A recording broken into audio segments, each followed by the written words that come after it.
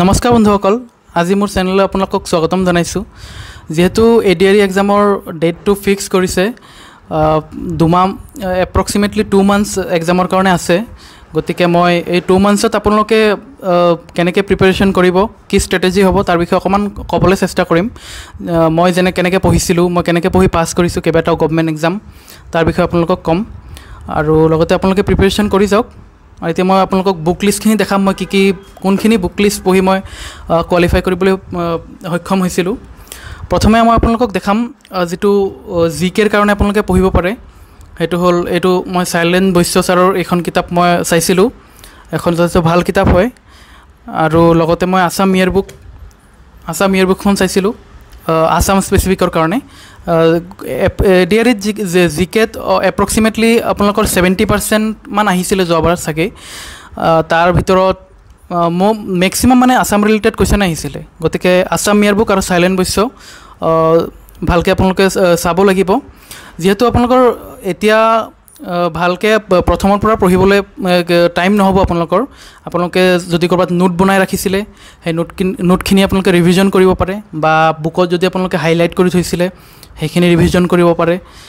সেইখিনিয়ে হৈ যায় আছাম স্পেচিফিক এই দুটা কিতাপ। আৰু জিকেৰ কাৰণে আৰু যিটো ৱৰ্ল্ড লেভেল আৰু আপোনাৰ ৱৰ্ল্ড জিঅ'গ্ৰাফি আৰু যিটো ইণ্ডিয়ান যিটো নেশ্যনেল লেভেলৰ হয়, সেইটোৰ কাৰণে আপোনালোকে লুচেণ্ট কিতাপখন ফ'ল' কৰিব পাৰে। এইখন ভালকৈ চাব। আৰু যদি আপোনালোকৰ ভালকৈ প্ৰিপেৰেশ্যন কৰিব, গোটেইখিনি পঢ়িবলৈ টাইম নহয়, তেতিয়া আপোনালোকে ভাল ষ্ট্ৰেটেজি এটা কৰিব পাৰে। যিখিনি কিতাপটোৰ লাষ্টৰ ফালে আছে মিছেলেনিয়াছ বুলি, সেইখিনি আপোনালোকে চাই যাব পাৰে। সেইখিনি বহুতখিনি হেল্প হ'ব। মই মাল্টিপল ৰিভিজন কৰিছিলোঁ, সেইখিনি হৈ যাব। আৰু নেক্সট হ'ল ইংলিছৰ কাৰণে আপোনালোকে SP বক্সি কিতাপখন চাব পাৰে। মই তাৰ পৰা চাইছিলোঁ ভকেবুলাৰীখিনি আৰু আপোনাৰ বেছিক গ্ৰামাৰখিনি। আৰু লগতে মই এইটো ৱৰ্ড পাৱাৰ মেড ইজি এইখন চাইছিলোঁ, গ্ৰামেটিকেল এৰৰ্ছ আৰু আপোনাৰ ভকেবুলাৰী সেইবোৰৰ কাৰণে। এখন যথেষ্ট ভাল কিতাপ হয়।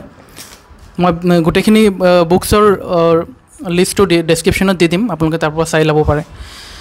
আৰু নেক্সট হ'ল আপোনালোকৰ মেথছ আৰু ৰিজনিং।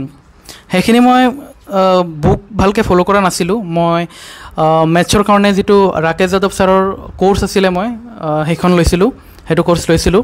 আৰু ৰিজনিং মই ইউটিউবৰ পৰা প্ৰেক্টিছ কৰিছিলোঁ।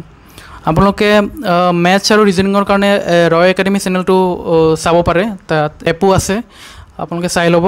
সেইখন বহুত ব্লাইণ্ডলি আপোনালোকে ট্ৰাষ্ট কৰিব পাৰে তাত।